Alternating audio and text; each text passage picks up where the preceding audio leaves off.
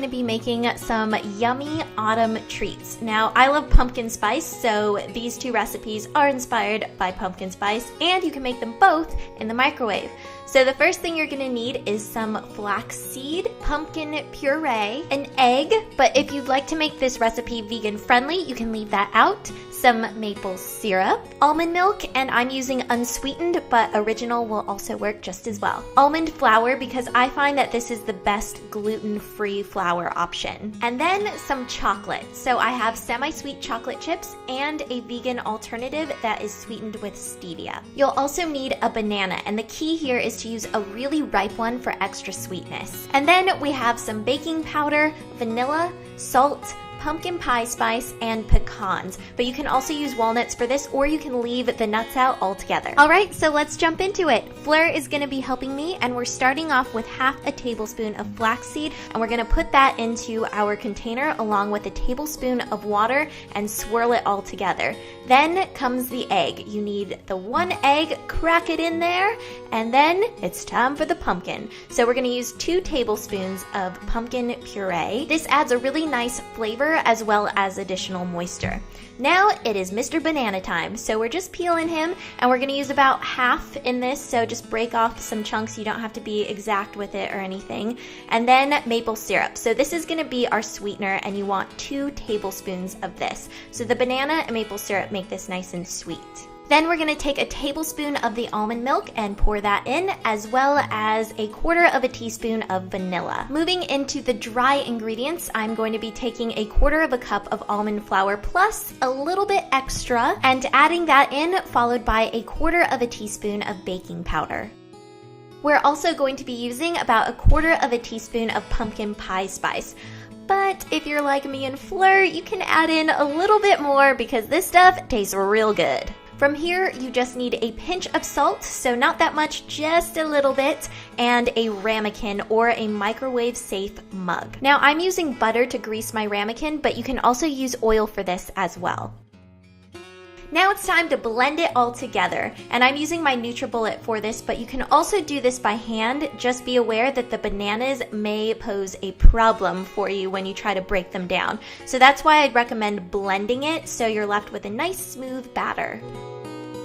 For the chocolate chips, you can either use the semi-sweet regular ones or the vegan option, and you're just gonna take a small handful, dump those in, and feel free to add extra if you are a chocolate lover, and you just wanna mix it all together so then you can pour it into your ramekin or mug.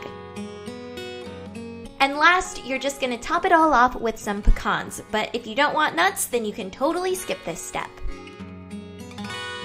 So now Fleur is just popping her little cake into the microwave, and you're gonna wanna put this in there for about 2.5 minutes, depending on your microwave temperature. You may need to add a little bit more, and if you do, go in 15-second intervals until your cake is nice and spongy. So as you can see, it starts to bubble up and get nice and yummy and delicious, and it smells so good. When you take it out, be careful because it will be very hot, and then just give it a little tap to make sure that the cake is spongy and springing back. Now it's time to wash it all down with a chai latte. So I'm starting off with some regular almond milk, pumpkin puree, pumpkin pie spice, some chai tea, and honey to sweeten it all up. We're also going to need some vanilla, but I forgot to put that in. Oops. So you just want to add the almond milk into your cup, and if you want a less rich version, you can go half water, half almond milk. And then it's time for pumpkin, which we discovered doesn't smell so good. So you're gonna need 2 teaspoons of this,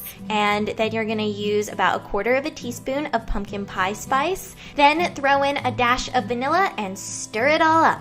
So we're gonna put this in the microwave for just over 2 minutes. And again, depending on your microwave, you may need more or less time. But either way, you wanna keep an eye on this because it can boil over and then milk gets everywhere and it's not fun. So just watch out for that. So then you wanna take your tea out of the bag and let that steep for about 5 to 7 minutes.